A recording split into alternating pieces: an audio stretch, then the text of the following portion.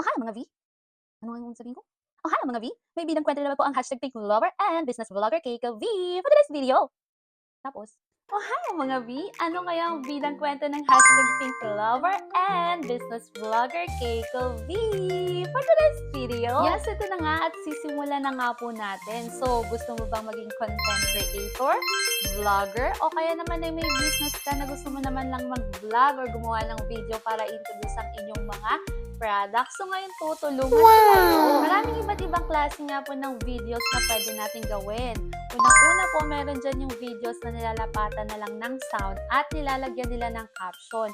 Pwede din naman nilalagyan na nila ng mga description or kung ano yung mga ginagawa. Parang yung storytelling na meron ka ng mga nilalagay doon sa pinaka-video.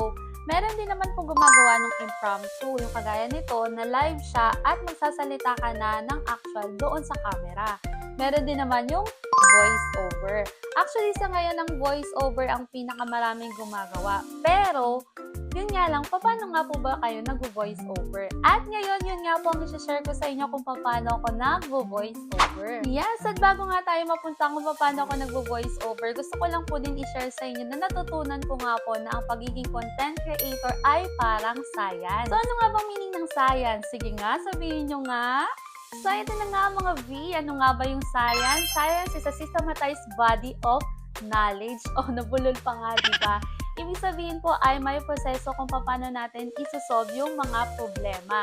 Kagaya din nga po sa pagiging content creator ay may proseso para po maging engaging yung video natin at maging meaningful sa ating audience. Marami nga din pong gumagawa ng video dito yung mga affiliator. Ano ba yung mga affiliate? Sila yung mga gumagawa po ng video para po i-introduce yung isang product. At kung ikaw naman ay business owner, ay maganda nga po itong avenue para po i-introduce, ipakilala, at ipakita kung ano nga ba yung mga product mo or services na ino-offer. Ito na nga mga V, ituturo ko na nga po sa inyo kung paano ko ginawa yung aking voice over. Baka sabihin ng iba dyan, lakas na loob ko magturo ng voice over pero ilan lang ang views ko. Pero okay lang yon kasi for me, I did my best and my best is good enough. Ganon dapat. O, alam ko, kita mo, diba? Pero bago nga ang lahat, i-introduce ko lang po itong mic na to. Actually, 350 pesos lang po ito. At kung gusto nga nyo rin ng ganito, ay ilalagay ko sa comment section natin.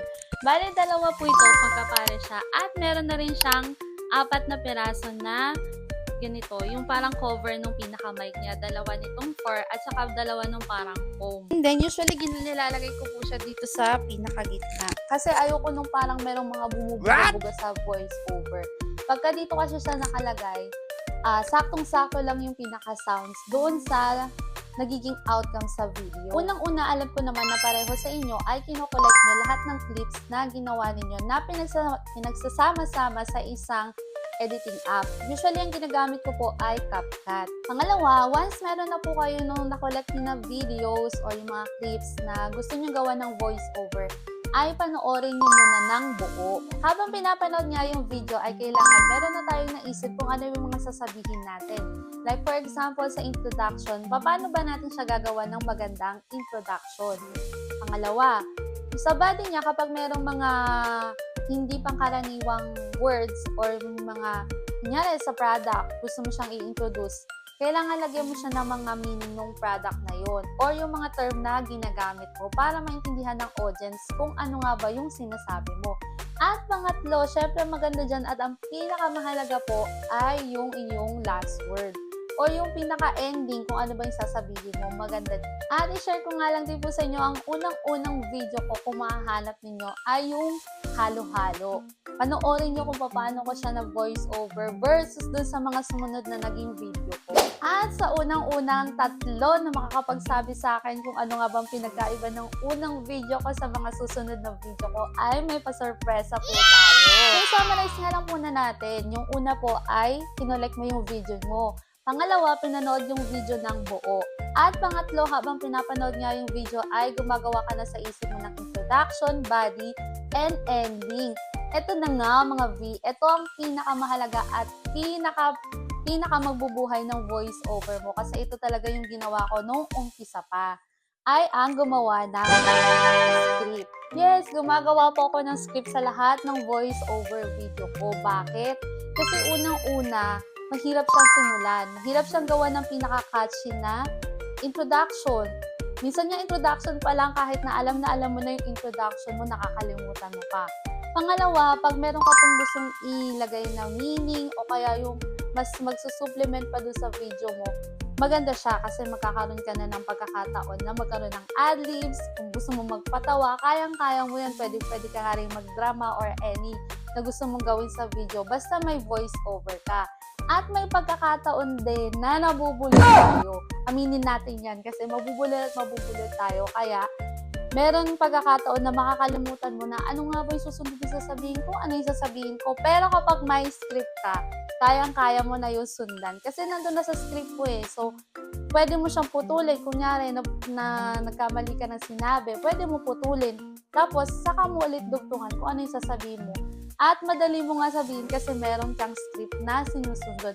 At pagkatapos nga na yung ending, maganda din dyan kasi meron kang script. O, di ba? Sabi ko sa inyo, science nga rin po ang pagiging content creator kasi may proseso siya. Kaya sabi ko nga po sa inyo, panoorin niyo yung unang-unang video ko versus dun sa mga sumunod na video.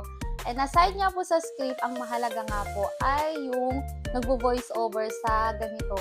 Wala kang ibang kasama o nakakakita. Kasi aminin mo man at sa hindi, meron ka pa rin hiya na nararamdaman. Kaya minsan hindi mo maibuga o masabi o malakasan yung boses mo na mas magandang pakinggan. Hindi kahit nga po ganito na impromptu, ginagawan ko rin siya ng pinaka-structure. Wala man script, pero may structure siya kung paano ko siya i-introduce. Yes, mga B, may structure siya. Kung yung una po ay kailangan kong ipakita kung ano nga ba yung ginagawa ng mga nag-voice over na nahihirapan kasi walang script. Pangalawa, sinabi ko sa inyo kung ano nga po ba yung mga videos na usually na ginagawa sa social media. Pangatlo, sino-sino ba yung mga nagvo-vlog or gumagawa ng voice over. Pang-apat, sinabi ko na nga po sa inyo yung sekreto ko, gumagawa ko ng script. At syempre, pang-lima, ano nga po yung mga advantages ng pag-voice over. So, diba, hindi ko rin po ito ginawa ng iisang video lang. Putol-putol siya kasi minsan nabubulol ako at saka hindi ko alam kung ano yung kasunod na sasabihin ko.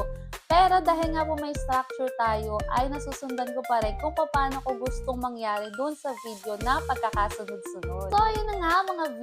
Yan po ang vidang kwento ng #PinkLover and Business Vlogger Keiko V. So, sabi ko nga po sa inyo, kahit po ilan ang views ko, okay lang yan kasi I am my best and my best is good enough. So, sa iba nga po dyan na vlogger or content creator, paano po ba kayo mag-voice over? I-share nyo naman yan sa amin. Sa mga meron pong katanungan ay pwedeng-pwede po sa ating comment section.